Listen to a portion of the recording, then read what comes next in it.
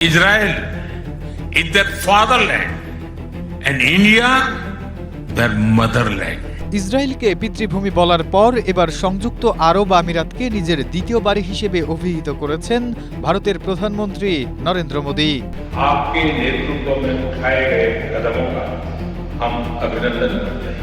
আমিরাতে পৌঁছে নিজের দ্বিতীয় বাড়িতে এসেছেন উল্লেখ করে তিনি বলেন, এই অনুভূতিটি তার জীবনে অত্যন্ত গুরুত্বপূর্ণ। আগামী দিনগুলোতে ভারত ও আমিরাত প্রতিটি ক্ষেত্রে একসঙ্গে কাজ করবে এবং যে কোনো সংকট একসাথে মোকাবেলা করবে। তিনি বলেন, দুই দেশের এই অভূতপূর্ব দ্বিপাক্ষিক সম্পর্ক কেবল বাণিজ্যিক স্বার্থে নয়, বরং পারস্পরিক বিশ্বাস ও ঐতিহাসিক বন্ধনের ওপর ভিত্তি করে গড়ে উঠেছে। স্ট্রবেরি সুপার ডটেড ও ক্লাসিক ভ্যারিয়েন্ট সেন্সেশন জাগুক শিহরণ।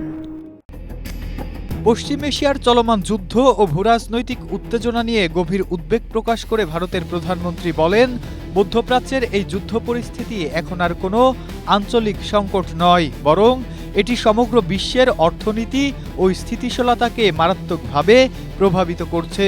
তিনি আরও বলেন, যে কোনো আন্তর্জাতিক উত্তেজনা ও সংঘাতের স্থায়ী এবং গ্রহণযোগ্য সমাধান কেবল আলোচনার মাধ্যমেই সম্ভব।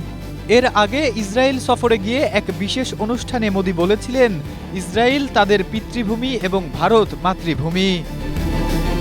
এই বক্তব্যের পর ভারতের অভ্যন্তরীণ রাজনীতিতে ব্যাপক তোলপাড় সৃষ্টি হয়। বিরোধী রাজনৈতিক দলগুলোর একাংশ মোদির এই বক্তব্যের ব্যাখ্যা দাবি করে। তাদের মতে, আন্তর্জাতিক ও ধর্মীয় প্রসঙ্গে এমন বক্তব্যের ক্ষেত্রে স্পষ্টতা থাকা জরুরি। তবে ক্ষমতাসীন দলের নেতারা পাল্টা দাবি করেছিলেন, বক্তব্যটি ঐতিহাসিক ও সাংস্কৃতিক সম্পর্কের প্রেক্ষিতে দেওয়া হয়েছে।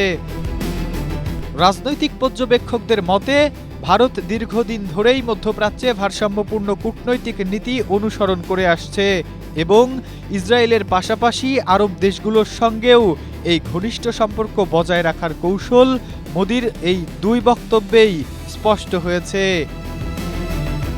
Nasimuddin, Asia post.